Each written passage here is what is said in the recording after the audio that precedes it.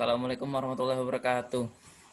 Kami dari kelompok 5 yang beranggotakan saya sendiri, Farid Al-Mubarok, Yudi Apriyosa, dan Herlan. Di sini kami akan mempresentasikan materi tentang proyeksi peta yang akan dimulai oleh Yudi Apriyosa. Waktu dan tempat, saya persilahkan.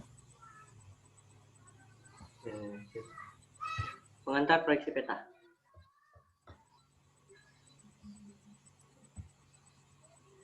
Proyeksi peta adalah model matematik untuk mengkonversi posisi 3 dimensi suatu titik di permukaan bumi ke representasi posisi 2 dimensi di bidang peta atau bidang datar.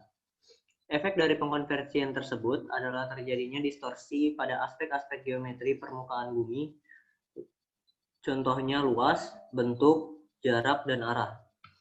Setiap model proyeksi peta mempunyai kelemahan dan kelebihan. Tidak ada model proyeksi peta terbaik. Apabila satu atau dua jenis distorsi diminimalkan, maka distorsi lainnya akan membesar. Beberapa model proyeksi peta telah didesain optimal agar semua jenis distorsi magnitudenya tidak terlalu besar. Pembuat peta harus memilih model proyeksi peta yang sesuai dengan kebutuhannya, dalam arti meminimalkan distorsi fitur-fitur yang sekiranya penting. Next. Peta ideal yang baik memiliki ciri-ciri dengan luas yang benar, jarak yang benar, arah yang benar, dan bentuk yang benar. Kedua, pembagian daerah yang dipetakan menjadi membagi daerah yang dipetakan menjadi bagian-bagian yang tidak begitu luas. Bentar, aku ulang ini ya, nanti aku edit aja. Membagi daerah yang dipetakan menjadi bagian-bagian yang tidak begitu luas. Kedua, menggunakan bidang datar atau bidang yang dapat didatarkan. Kalau didatarkan tidak mengalami distorsi. Sifat proyeksi peta, proyeksi ekuidistan. Proyeksi ekuidistan itu artinya jarak benar. Asli. Ini aku lagi kayak lanjut apa kalian? Kan ini ada 3 materi. Per materi bagi per orang satu aja kah? Atau ganti-ganti ganti-ganti terus setiap materi? Sembarang. Satu materi bagi aja terus ya. Oke deh. Ini jadi gimana? Lanjut atau satu orang satu materi? Kalau bisa bagi-bagi aja sih. Tapi moderatornya bingung ngomongnya kayak apa. Iya juga sih. Ya udah deh. Ya udah lanjutin aja. Proyeksi ekuidistan itu mempertahankan jarak yang benar. Proyeksi mempertahankan bentuk dan sudut yang benar. Oke. Gitu. Aku bingung cara bacanya. Oke, aku ulang. Sifat proyeksi peta. Proyeksi ekuidistan mempertahankan jarak benar. Proyeksi konform mempertahankan bentuk dan sudut benar. Proyeksi ekuivalen mempertahankan luas yang benar. Proyeksi azimutal mempertahankan arahnya yang benar. Next.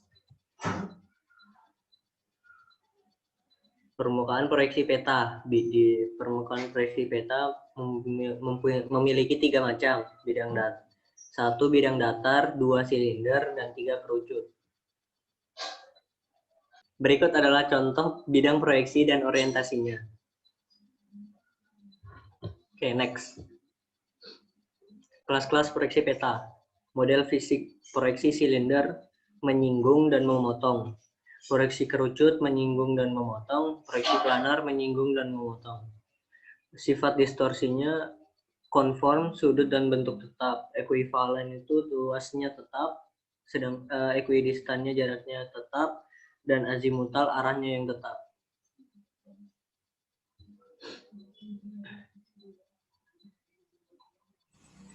Oke, untuk materi kedua akan dilanjutkan oleh Herlan. Waktu dan tempat, saya persilahkan. Ya, terima kasih atas kesempatannya.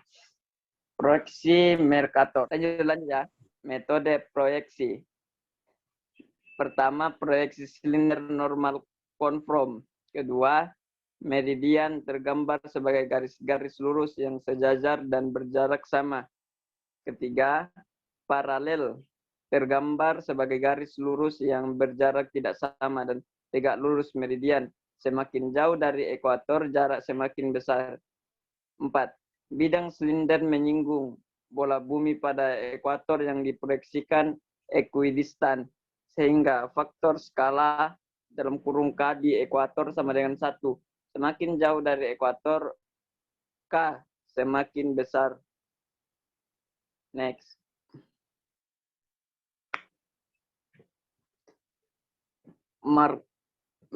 Mercator Indonesia.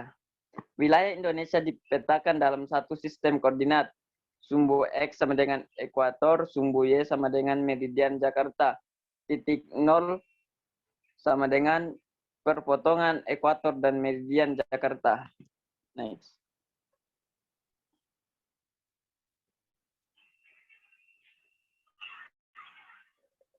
Gambar Mercator Indonesia. Next. Transformasi koordinat geodetis ke peta.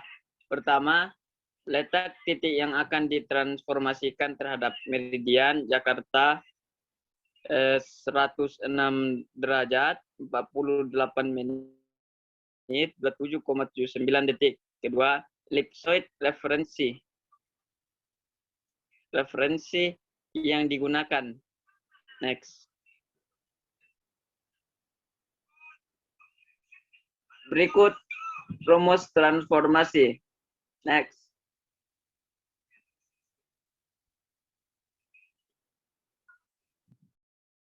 Konvergensi meridian. Harga konvergensi meridian pada proyeksi Mercator sama dengan 0. Next.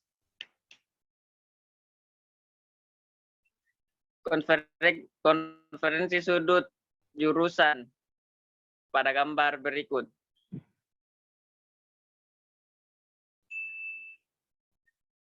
Faktor skala. Bisa. Oke, selanjutnya materi tentang transverse Mercator.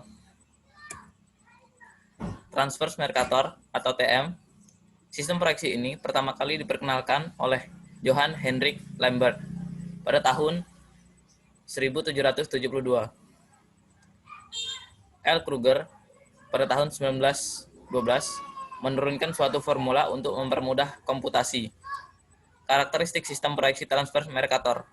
Yang pertama, konform. Yang kedua, bidang proyeksi silinder dengan orientasi transversal. Yang ketiga, tidak ada perubahan skala di meridian sentral. Yang keempat, titik 0 sumbu Y dari sistem koordinat peta terletak pada garis ekuator.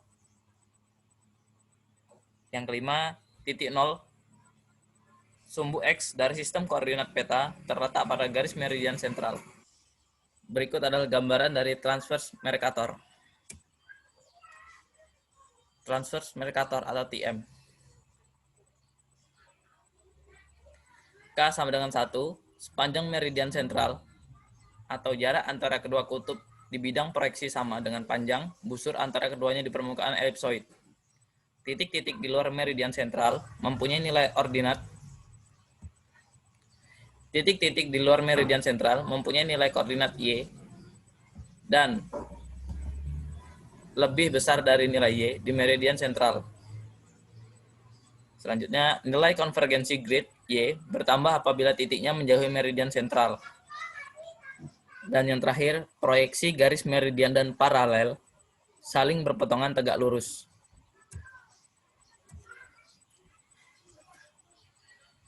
Universal Transverse Mercator. Universal Transverse Mercator atau yang biasa disebut UTM. Sistem proyeksi UTM didasarkan pada sistem proyeksi TM. UTM merupakan Herlan kemana? Oh, udah masuk. UTM merupakan sistem proyeksi TM yang cakupannya dibatasi. dibatasi pada area delta lambda sama dengan kurang lebih 3 derajat atau dengan lebar zona 6 derajat. Meridian sentral terletak di tengah-tengah zona. Longitude origin atau meridian sentral, latitude origin, ekuator. Faktor skala di meridian sentral adalah K 0 sama dengan 0,996. Berikut adalah rumus formula proyeksi.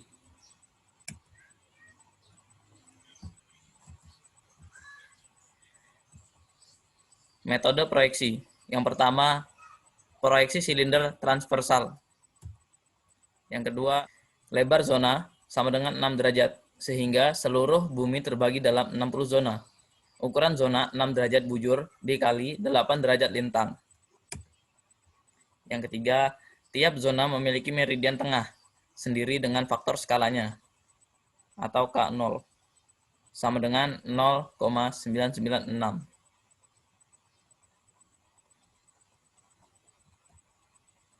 Zona nomor 1 dimulai dari meridian 180 derajat barat sampai 174 derajat timur.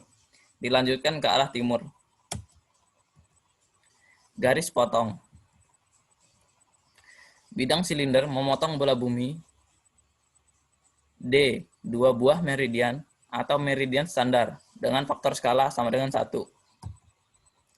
Yang kedua, garis-garis meridian adalah paralel terhadap masing-masing lainnya dan mempunyai jarak yang sama. Yang ketiga, garis-garis lintang adalah paralel terhadap masing-masing lainnya dan mempunyai jarak yang sama. Berikut adalah gambar transverse secant cylindrical atau Mercator projection.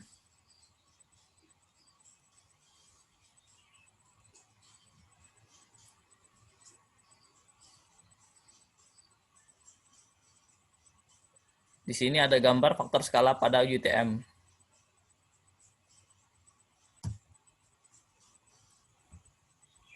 Berikut adalah gambar UTM zone numbers atau sistem untuk menetapkan koordinat ke lokasi di permukaan bumi menjadi beberapa zona. Next. Sistem koordinat. Yang pertama, tiap zona mempunyai sistem koordinat sendiri. Sumbu X atau T sama dengan ekuator.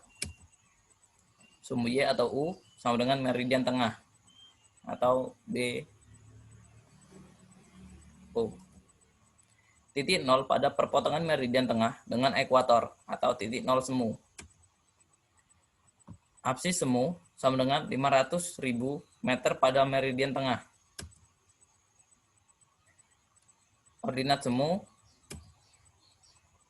adalah 0 meter di ekuator untuk titik-titik di utara ekuator. 10 juta meter di ekuator untuk bagian selatan. Ini adalah rumus pembagian zona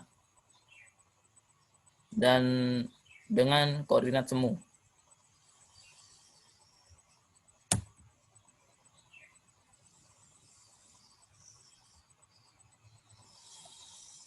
Next. UTM Indonesia. Yang pertama terbagi dalam 9 zona, mulai dari 90 derajat bujur timur sampai 144 derajat bujur timur, dengan batas garis paralel 10 derajat lintang utara sampai 15 derajat lintang selatan, atau 4 satuan daerah L, M, N, dan P. Nomor zona 46 sampai dengan 54 dengan meridian tengah D0 sebagai berikut.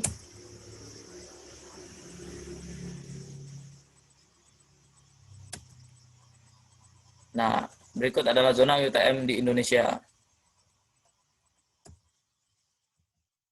Oke, selanjutnya transformasi koordinat geodetis ke peta. Yang pertama, letak titik yang akan ditransformasikan. Yang kedua, zona dan meridian tengah atau B0. Yang ketiga, koordinat titik yang akan ditransformasikan.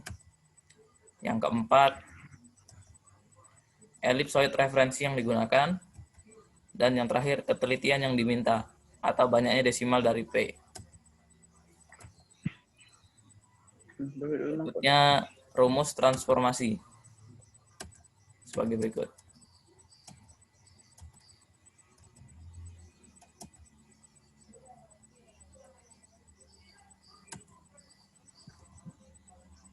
Selanjutnya catatan rumus transformasi. Yang pertama, harga koefisien 1, 2, 3, 4, 5, A6, dan B5 dihitung dengan argumen theta I atau lintang titik yang akan ditransformasikan. Yang kedua, rumus matematikanya dapat dilihat pada lampiran atau dapat dibuat tabelnya. Yang ketiga, pedoman untuk menentukan banyaknya desimal dari P agar memenuhi persyaratan koordinat yang diminta. Dapat dilihat pada tabel berikut. Oke, ini dia tabelnya. Next.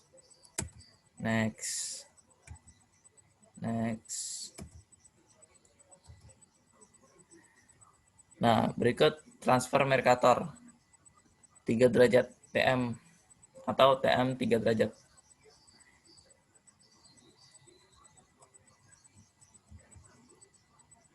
Nah, ini dia gambarannya.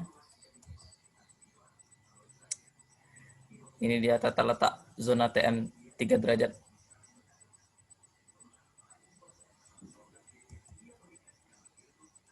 Nah, ini dia.